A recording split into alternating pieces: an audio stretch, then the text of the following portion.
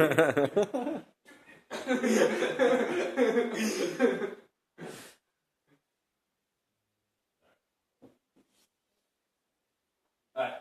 what's up? So we're going to talk about the very, very basics of Bhangra before we start any dancing. A couple things to keep in mind and that apply to pretty much every single step.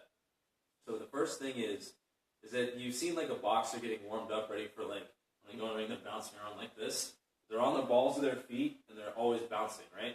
That's like universal in Bhangra. Like you will always be on the balls of your feet unless you're doing chaw footwork and Jumra footwork.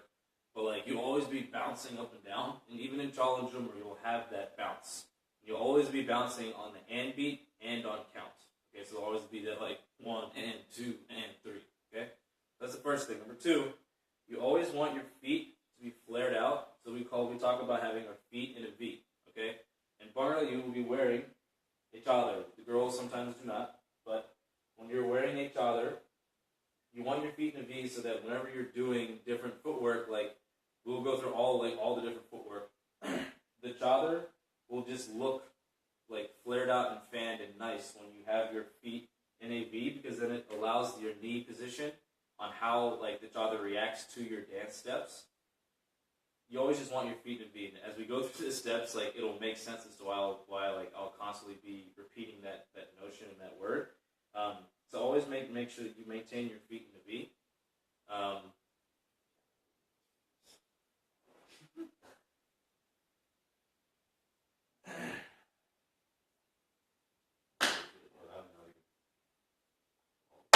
Oh, that one echoed. Okay, and the last thing I want to talk about is when you start doing all the steps, you're going to hear us talking a lot about shoulder bounce.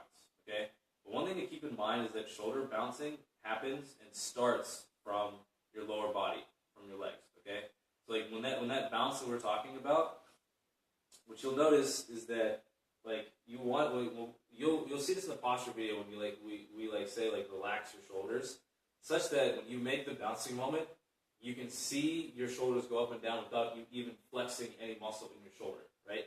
So it looks real natural, it looks real loose, right? You can see the way these guys are doing it, but they're not using their shoulder muscles, they're not using their traps, they're not using anything. They're only driving up from their legs and allowing their shoulders to just fall, okay? So those are the main things to keep in mind when we start getting into all this.